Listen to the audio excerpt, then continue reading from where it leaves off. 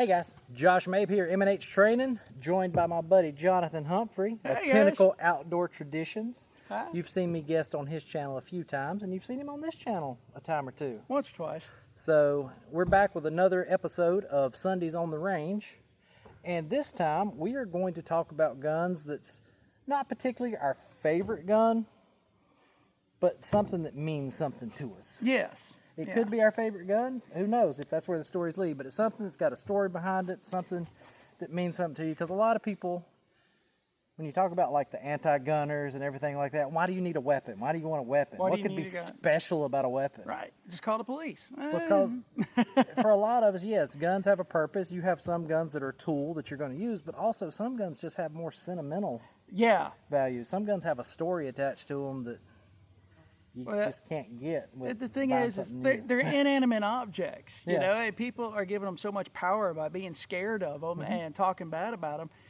It's just, you know, metal and wood and plastic. It really isn't much more than that. So it can mean whatever you want it to mean for you. And I mean, like for me, I love them. Been in the business for 12 years. You've been in the business a long time. It's just as much a toy as it is a tool, and it's fun. And something a lot of people think is, oh, well, your favorite gun must be your most expensive gun. No. Nothing on this table is that expensive. No, not at all. These two guns are ones I will never get rid of, and I'm sure it's the same for you. Yep.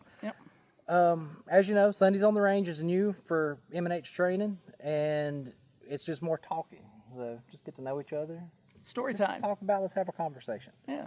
So we're going to, since Jonathan is the guest, we're going to kick things off with him. So what do you want to talk about first? Tell us what's special about it. Well, first I'm going to say, and we actually were talking about this earlier, which y'all, we were fishing earlier. Y'all can check that out on my channel. Oh, yeah. I'm going to have a little clip of that fishing, too, because I got some GoPro footage, and I got some stuff right here, and I'm going to do a cooking video. I need that GoPro footage of you netting that big one. I need to send that to you.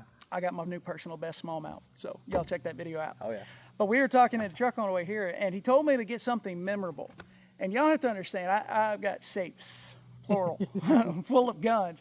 They all mean something to me. It's why I got them. And so it was a tall order. And I changed my mind more times than I can count. I had them picked out more times than I can count. I had two different guns, but after I sit down and thought about it, these are the ones I picked. And that was kind of eventually, it got to me. It was like, you know, which ones are, you know, the strongest memory, you know, because I've got some that, you know, the reason I bought it and, you know, the stories behind, you know, me getting a hold of it finally or wanting it for a long time. Those are all great and all, but these are family memories is where these two lie in. So that's what I brought. That's what we're going to talk about. And it's my first, and then the other one's actually my daughter's first gun. It's just another thing you can do with firearms. It's a tool. It's fun, you know. It can be defensive, but it's also tradition. It's bonding. You know, me and my daughter bonded a lot to where, I mean, she's in the deer stand with me now. She loves to go shooting, and she can actually take this gun and show people on the range how to load it, unload it, do it all safely. Like, she's the instructor. So for me, that makes it worth every penny and then some. And a lot of people don't think about that. Like, my first experience with firearms was out hunting with my dad and my grandpa. So it's something I've always done. Yeah. It's not, these aren't something weird to me. I've grown up with them and everything. So. I mean, when I was a kid, we didn't even have guns in the house. Like, you got ones your grandfather's. And my grandfather never let me around his. The other grandfather lived in the city in Columbus and had no guns. My dad knew how to shoot. You know, he was a Boy Scout.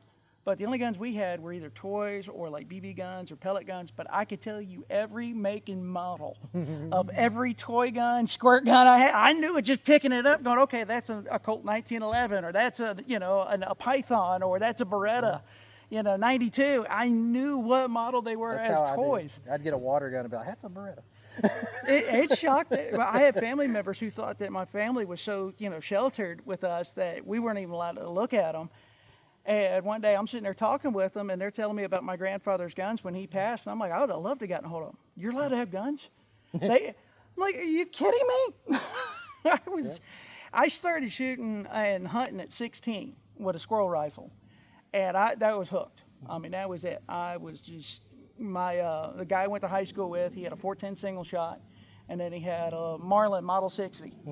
And like, I remember vividly putting that in a gun case, taking it to school, leaving it in the principal's office, you know, getting out of school, taking the gun, going to Pumpkintown, South Carolina, where we went and shot squirrels. Haven't times changed? I'm telling you, I mean, That's vividly same way remember all my this. cousins and everything else going to high school. Deer season came in, there was a 30-30 in the back window of their truck sitting in the high school parking lot High school, while they were in class. high school junior year, a guy came to school 2 hours late because he had a deer in the back of the truck, and he got the day out to go home and butcher it and came back for basketball practice. My grandpa used to tell me stories about when rabbit season and everything was in. All the boys in the class carried their shotguns to school with them and left them in the principal's office because they knew all the farms and Yeah. landowners on the way home. They'd walk home rabbit and squirrel I hunting. mean, I'm sounding kind of old talking to you like this, but I'm not that old. I'm 46. It's not like I'm 80. Hey, I'm there too. I'm 41. it but wasn't it's that in that long little ago. bit of time, I mean, Yeah. a lot has changed. Well, as far as what I got, All right. and this kind of leads into it. This was my first gun. This right here. This is a Winchester, 22 caliber, model 190. Okay, so basically based off of the old Marlin Model 60s, made by Winchester. This was when I was 16 years old. I got into hunting, like I said, started squirrel hunting. Really wanted a gun. A guy at my church helped my parents, and they surprised me at Christmas time with this gun. I have killed a lot of squirrels. Look at the wear down on the barrel. Oh yeah, I mean this thing. The barrel came loose a couple years ago, and the scope was all out of whack. I ended up replacing it. But I mean, this thing, it dates back to the late '70s, so it was about as old as I am. Oh yeah, you can tell by the wood and everything. Oh yeah, but I mean, Beautiful accurate. wood too. Oh yeah, and I've restored it Diamond a couple of pattern, times. everything. Yeah, nice walnut stock, or no, actually I think it's maple. I'm thinking it's maple. But I mean, you can tell like the charging handle it's broke cracked, off. yeah. It crumbled. That 1970s plastic doesn't last that No, long. it doesn't.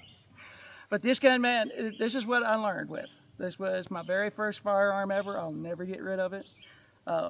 Sticky, you know Sticky. Yeah, I do. He and I, when I first graduated college, him and I got an apartment together, and we would go and spend the weekend just camping down in Ocala National Forest.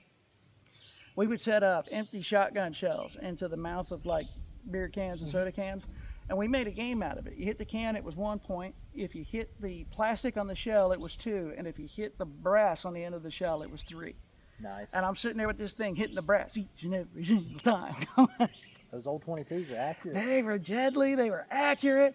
I mean, this thing has been through the ringer. I redid the bluing on it once, and it didn't cure quite right, so the color's a little off.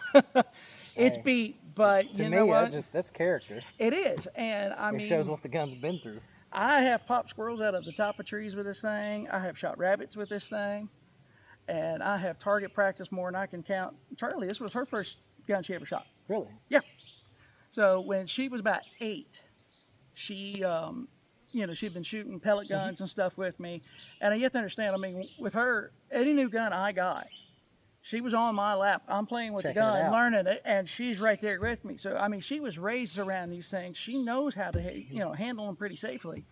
And, I kept just pumping it into her about, being safe and everything. So when she wanted to shoot, we set this up, I held it, and she put it up against her shoulder and squeezed the trigger off a few times and loved it. And wanted to get more into it. And I was happy to do so. I mean, Good. It's always good when kids are Oh, yeah. in that. which is why I bought this.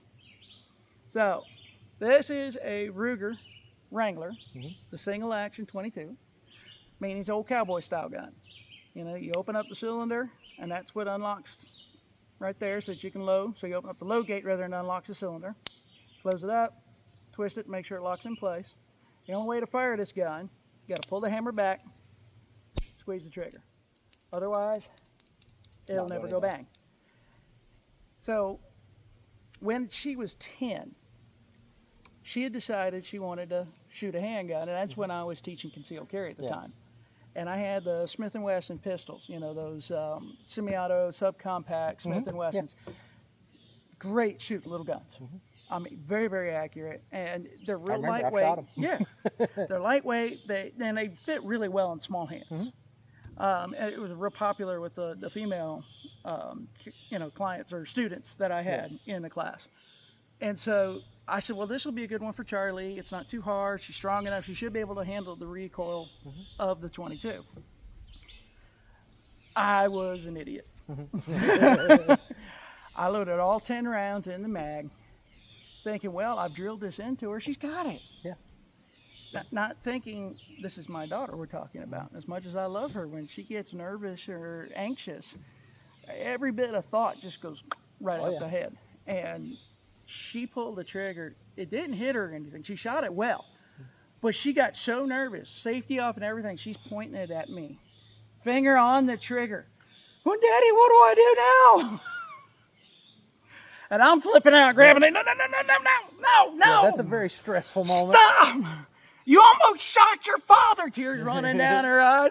I would like to say I've never experienced that. And I'm just like, oh my God, okay, we're done. I have definitely experienced that. So, it's like, okay, I got to make things more deliberate. It was like, we can't have this, because that was a bad, memory involved in her shooting. And it took a long time before she got anywhere comfortable to shooting a pistol again. And it really flipped her out. And I'm a big supporter of teach your kids so that they can be safe with it. Exactly. You don't hand a 16-year-old the car keys and go, start driving, you're old enough now. You don't do that with a kid with a gun. You teach them how to be safe. You teach them, what to do, where the safeties are, how to load it, how to unload it, how to check it, where to point it, how to put your finger on it, everything. That's another sad thing about, I don't think enough people teach their kids about them. And you hear about, accidents with guns is horrible to hear about. Yeah. But it happens. But a lot of times when the accident with guns happen, it's with kids that don't know anything about it. Well, yeah, the parents, they have the gun and they found hide something it. in a closet. Yeah. Oh, they hide this. What is this? Exactly. Is this? What is the first thing a kid's going to do? Curiosity. You tell them, don't go in on my dresser drawer. They're going to go in your dresser drawer. Don't open that drawer. That's what they're going to do. Yeah. And it's natural. It's curiosity. I was curious about everything. Yeah. You tell me I can't go do that. And then and all they know is what they see on the TV, which is complete BS. Or playing video games. Yeah, and so they're just walking around, yay, and the thing goes off. And it's every single time. And I'm like, desensitize them to it. Take the mystery out of it and teach them. Take the time. You're their parent. It's quality time with the kid. You're teaching them some safe habits. So that way, at somebody else's house who does have it hidden. Yeah. Their curiosity at that point, if they're interested in them, is, hey, what can my first gun be? And it's not. She's 14 years old, and she's like, yeah, okay, that's nice, Dad. You got another gun. That's the way Draven is. That's my daughter's name's Draven. That's the way she is. Yeah, so. She's not as interested in firearms, but she knows how to properly handle a firearm. She knows how to shoot a firearm. And it's not a big deal. She's been since she was a kid. So she doesn't have that curiosity. Oh, nobody's looking. Let me go in here gun safe and open this up and check this out, because they won't let me hold this. You teach a kid how to use a knife to cut up something on their plate. You teach them how to, drive a vehicle. You teach them how to mow, how to do anything. You teach them how to do stuff safely. Basic safety. It's Even a tool. If you're not it's just another thing to use. Gun-owning household. You can get a toy gun and teach gun safety. You can. Something. I taught her on a pellet gun. Yeah. So, after that episode, getting Real off quick, track. before we do that, let me check on my camera, make sure it's not overheated. All right. I'm going to get a drink of water. Okay, we're not overheated. Okay. Sorry, the sun's bright, so I got to check on this because I use my phone. I don't use a camcorder or anything, and it is in the middle of the sun, as you can see here. Yeah. So I got to check on my phone, make sure it doesn't overheat and quit working. So. Fun times with electronics. Exactly. So we are back on schedule here. Off-road rabbit trail, back on the track. Yep. So I wanted to get something for her that was going to be more deliberate.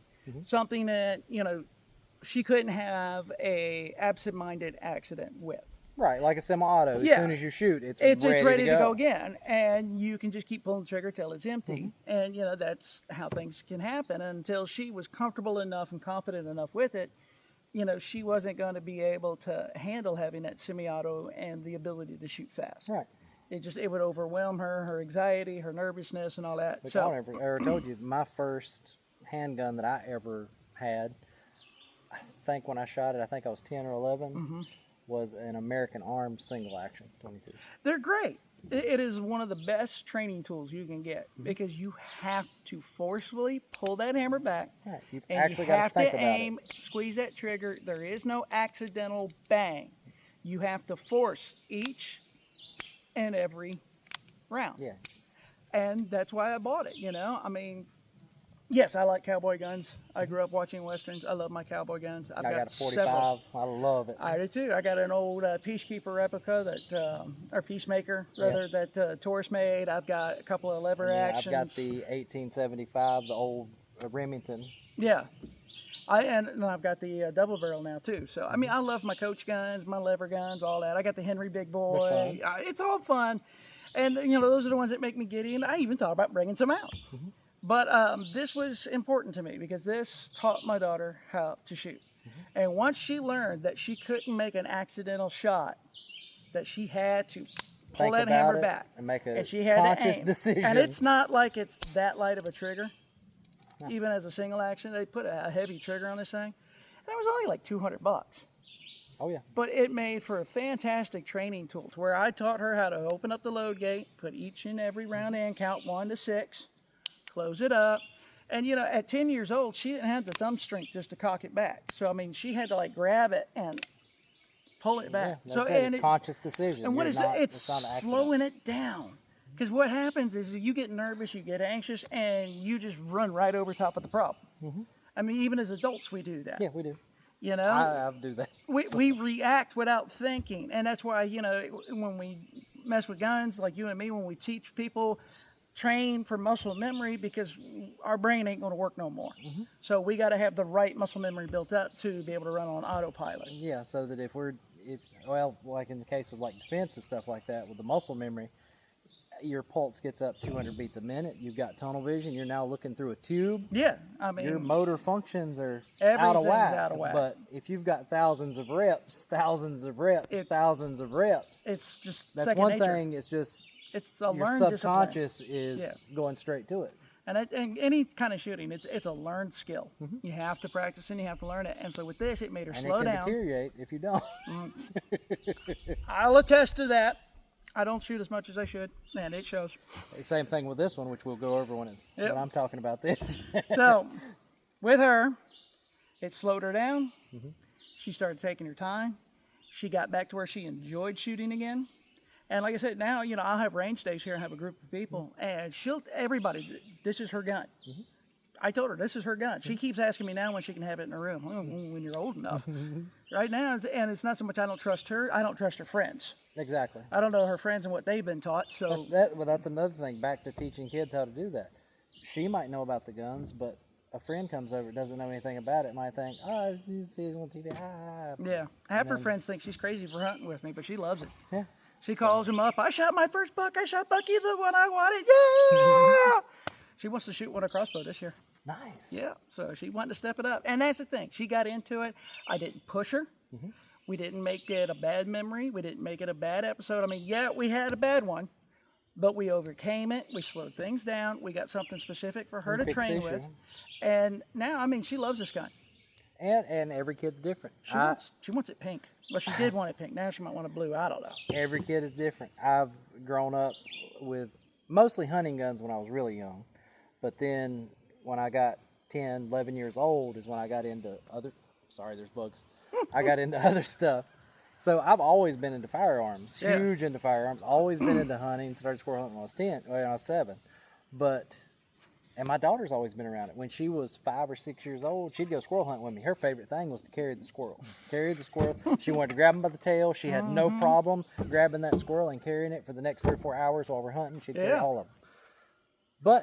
And I never pushed her to get into it. And she just grew out of it. She didn't care for it anymore. And that may change again. She could come back to it. Yeah. She's in that teenage stage. My daughter's going to be 17 next month, so it's the magic teenage year. So I'm hoping when she gets a little older, calms down, she might come back into the stuff she loved when she was a kid.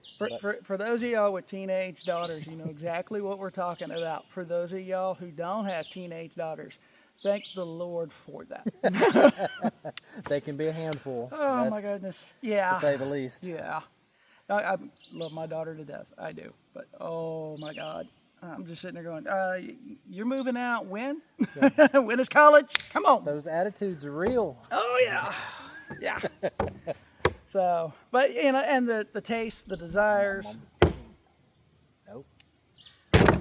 Okay. The taste, the desires, the interests, they all change. They do. My daughter used to love going fishing with me, and now she's like, nah. you know. So That's one thing. Draven still loves to fish. She wants. Oh, that's nice. yes, Cloud cover. Stay thank there. you. My daughter still loves to fish, but she's the type of fisherman. If we go out there and we're catching fish, like we take worms and we're brim fishing, she's content. She'll sit there, she'll fish the whole time. If we go 30 minutes and don't get a bite, I want to go. Me, I've been in the workforce way too long. Yeah. I can sit there from daylight to dark, not get a bite, and I'm still gonna stay at the As long water. as I know there's fish there, I'm going after There's them. a chance. I'm stubborn like that. I'll do that at Hawkins. I'll get into a hole and I'll see one big trout. I will catch every other fish out of that hole for the next 4 hours just to try and get that one big trout to bite. And then it's the crazy thing about fishing. You fish for that for 4 hours for that one fish. It ain't done anything. You think it's all completely over. You make one more cast and just like, oh, there's a lure there. And it bites it. It's the craziest thing ever. One of the first times I went to Hawkins, that's what happened. I fish and I fish and I fish. I'm talking like 8 hours straight. I was one shy from catching my limit, but I had a bunch of good fish, but there was this one. Just massive rainbow, and I was trying so hard. And I gotta go. It's a 2-hour drive. I have to leave. The next guy who came up to that hole hooked into that 10-pounder. And it was a 10-pound rainbow. I was up recording my goodbye on camera and saw it happen. And I took off running with the net, wading knee deep in the creek so I could net it for him because at least I'd be part of it. We have a bond. Me and the street has a bond. And he's like, well, you sat here and fed it so long it was ready to eat. And what'd you catch it on? Oh, that same salmon peach power bait you were using. Son of a... Same thing. Yeah. Just for some reason. I'm telling you, man. All right, I'm going to check on that one more time. Yeah. I think should the be a little cloud bit better cover with the... should be good. Yeah, we're still good on that. All right. But that's pretty interesting. I do like these little single actions like that. It is a great training tool. And honestly, it's a lot of fun. I enjoy shooting it. It's accurate. I love shooting single action. Oh, yeah. You just... I got a Heritage 22, and I enjoy it. Only thing I don't like about the Heritage 22, the Heritage 22s have added a safety lever on this side, which, so it's it is what it is. Is it one of the ones that got the exchangeable cylinders so you can put the 22 You Magnum? can, yeah. Yeah, it's one of those. And I've got the extra the cylinder. You can tell I shoot mostly semi-autos. Yeah, I know, right? but yeah, they got a little safety lever right here. It flips up and down. Yeah, I remember Which is them now. fine, but it just takes away from the look that I like with a single, because I like that old cowboy look. That's why I've got that 1875 45 Cologne Colt, and then I got my 1866 It just 45 long feels Colt lever action. right, It doesn't it? does. There's no way to explain it. It just feels natural.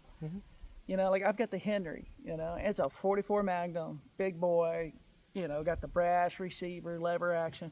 And I'm hitting steel at 100 yards with iron sights. My eyes ain't that good, y'all. There's something about them when you pick them up. It's hard to explain. Just feels it's almost so like good. you step back in time. And it's like back then they were made for iron sights. Yeah. So a lot of them, they've got a lower drop on the stock. Yeah. So you're setting, like on my 1866, it's got that hard drop on the stock. Yeah. So when you put your hand under it and you're gripped here, your chin, you're right here, is what sits on the stock rather than your cheek up here. Ooh. And it just lines right up with that old blade front sight. If y'all have never shot something and bruised your cheekbone before, you'll understand the joy of not having it sit right there. Yeah, because if you don't get that cheek position just right, or that stock's a little higher on the end, or not flush, and it's not against your shoulder right, it'll kick into that cheekbone right under that eye socket. It'll leave the nastiest bruise. Oh, yeah. You and can't it even hurts. smile Every right. time you open your mouth to bite a burger or something like that, it's like, oh, I feel that. You can see we're kind of both twinging over here. Anybody that shot a lot of guns has dealt with that. Yeah. And most likely have probably got the little half moon scar at some point. Knock on wood. Have not done that yet. I did that on muzzleloader. First one I ever did was muzzleloader. Really? I was shooting at a deer. I did have a chunk of wood hit me in the face off a shotgun. Stock broke. Yeah, I had an Ithaca Model 37, which is still in the house, but I had put a Boyd's factory second wood stock on it because I wanted the wood stock and the wood forearm. I wanted more of the traditional riot gun sort of set up. But the nice thing is those old 37s, they bump fire. So you just hold the trigger and you can slam Just fire pop that 'em, thing yep. as fast as you can pull. And I love doing it. I absolutely, this is so cool. And I did it one too many times, and the chunk came right off by the receiver, flash of fire in my face, smacked me in the head with a piece of wood. I'm like, what just happened? Yep. Oh, well, I guess I know why it was a second. Well, with me, I was shooting a muzzle loader and had to get a weird, I was hunting from the ground, I had to get a weird angle on the deer. And I shot. I was kind of twisted a lot Yeah. like this, so it let my shoulder move back more than it should. I was a little too close to the scope. I didn't know anything happened. I shot, smoke cleared, I see a white belly, deer bang flop, dead, all good. I go up to the deer, we got two-way radios. This was back in the day before cell phones were that prevalent. And That was probably before Nextel and the two. I had a Nextel. Did you have a Nextel? But you couldn't get signal out in the woods anywhere. Well, yeah. So, and it was one of those big brick phones where you fold the bottom out and then pull the antenna out. But you couldn't kill them. No. I mean, I knew people had those buried under concrete, and they still got communication. I could have used it to beat a deer to death with, and it would still work. I'm telling you. So I got on the two-way radio. I called my dad, like, hey, shot a deer. And he came over there. And when he got over there, as soon as he walked over there, he said, good Lord, what's wrong with you, son? It's like, What? I was like 14 or something at the time. And I said, what? He said, you're bleeding. And I had blood running down my nose, down here. How did you not see that, like, out of the corner of your eye? I guess I was too excited on the I deer. guess It was the so. first deer I'd ever killed with a muzzle loader. You still I killed deer with a bow. You but, still had hunter vision. right. Yeah. And it had went down, and somehow it managed to not go in my mouth, or I'd have tasted it, and just ran down the side, and it was coming all the way down onto my neck. And it put a little half moon right there, and I never even knew it. But the next day it was bruised. I had a little bit of a black eye right here. But I can't believe that's another reason why people hunt. Everybody asks, why do you hunt? Why do you want to hunt? It's the exciting. stories, the fun of it. Yeah. I was so focused on making a good shot on that deer, excited of seeing a deer after all year of prepping and everything else, that scope smacked me enough to cut and bleed all the way down my face. And until he pointed out, I never knew it. Yeah. It's just that adrenaline Well, rush. I mean, when people ask me that kind of stuff, I mean, look, number one, the reason I hunt, the reason I fish, Meat. Food. I'm hungry. And that's better food than you will find in any grocery store. They don't have all the steroids and everything else they do. Antibiotics, and it ain't been pre-frozen and shipped 13 different states and preserved. And I mean, the best red meat you'll ever eat is going to be ungulate. Deer, elk, moose, whatever. I mean, extremely lean. I'm diabetic. I have a bad pancreas. I have You health don't have issues. much of a choice but eat lean stuff like that. I have to eat lean meat. I cannot have fat. And that's like superfood for Mm-hmm. diabetics. So it's gotten to the point, I mean, we fill the freezer. The Lord's been blessing. I've been able to keep the freezer full every year for my family for several years now. That's all we eat. The smallmouth we caught today, that's food. As much fun as it is to catch it, and it is, don't get me wrong. Because now it's doing double duty. It's versatility. Now I'm getting fed, and I'm enjoying it and getting some time to myself while I'm at it. I'm fighting the fish. I'm hunting the deer, playing strategic. I can't speak A lot to the of word. people think it's just a masculine thing. Oh, no. You've just got the power of God. You just want to kill us. No. It's not. It's. No. You actually Think of the thousands of years before modern times that people, our ancestors, you shoot so that you survive now. Yeah. You don't die this winter. I don't know about you, but to me, I mean, especially when And like I'm that's just chasing like ingrained a in trophy DNA. deer or something, it becomes such a chess game that it's like I almost get to the point where I'm sitting there walking through the woods, looking at the trees and stuff, trying to think like a deer. Mm-hmm. I get into their mindset. I get almost like put myself down on their level or bring them up to mine, however you want to look at it.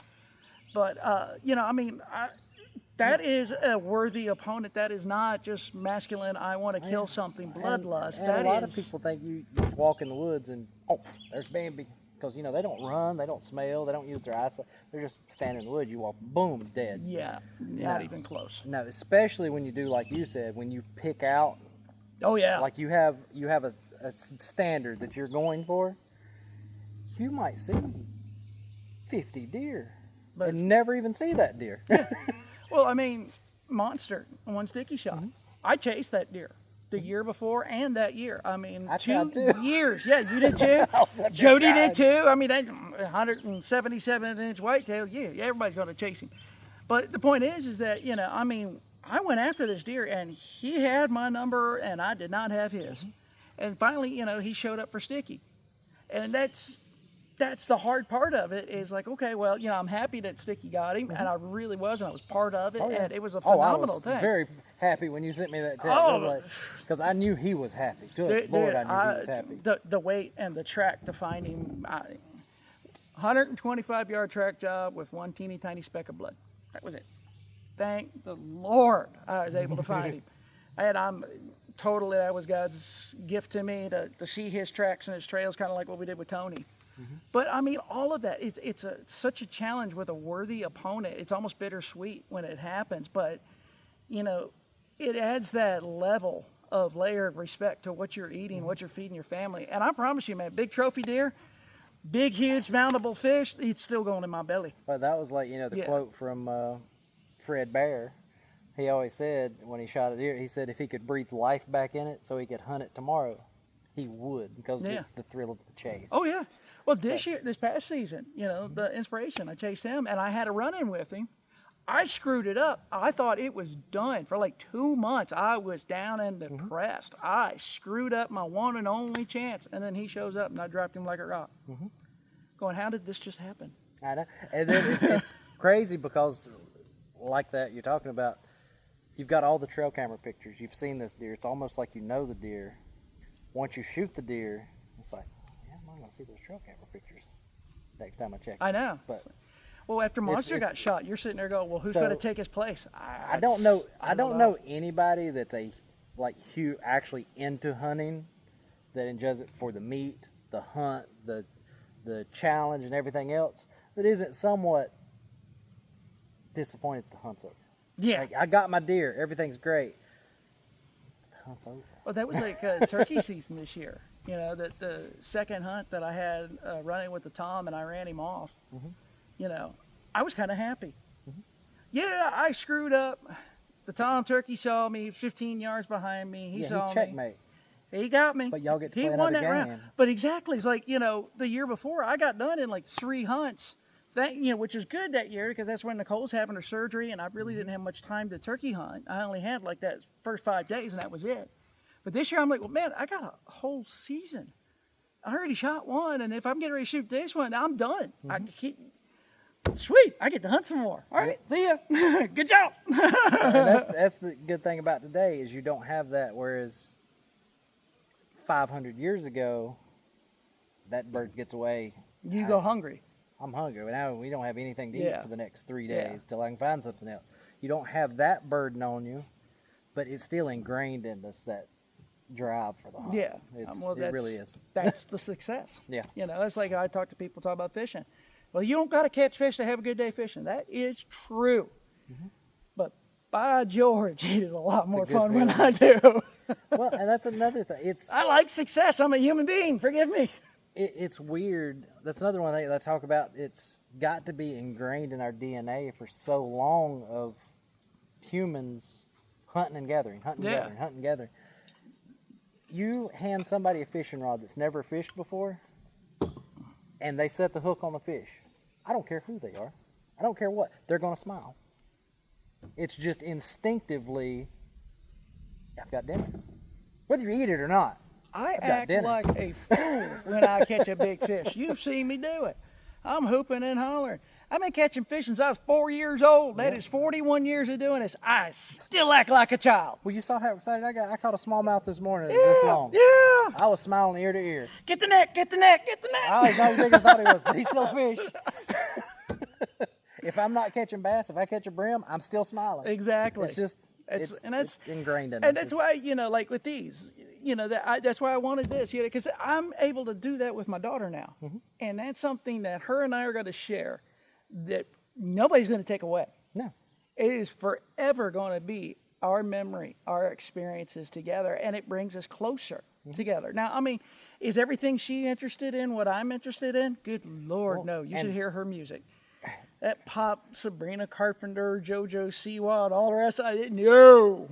But one of the cool things about it, think of the memories you've got with her using this all the way until you're gone. And then when she picks it up, what's she going to think about? She's going to think about me. Exactly. Yeah. So continues on. And it is her gun. I mean, I'm going to gift it to her. It'll be, you know, I'll give her a gift receipt and everything for it when she's old enough and ready. It's to go to my grandkids, you know. And I didn't get the inheritance of a firearm, but I guarantee you my grandkids will. Exactly. Whole bunch of them. So that's why I like telling people when they just talk, I don't understand why you even like it. Some things are, I've got guns that are just guns. Yeah. That's it. Oh, They're I a do tool too. for a certain purpose. Yeah. And that's the only thing I ever think about. Yeah. There's no other special value to that particular one to me. Yeah. But then I've got ones like these, that these guns, this was a Walmart gun. This was a Walmart deer rifle from the 90s. You know, I had one of those in 7 short Really? mag, right? Really? Yeah. This was a Walmart gun. This gun was I $399 bought mine at Walmart. brand new at Walmart in Yes. the 90s. This gun will never leave my possession again. This gun, my grandpa bought this gun. I think he said he gave $17 for this 410 when he bought it. That was back when you could go to the hardware store and buy them out of a barrel. Which one do I want to talk about first? I don't know, but it's your turn to talk, so talk. Let's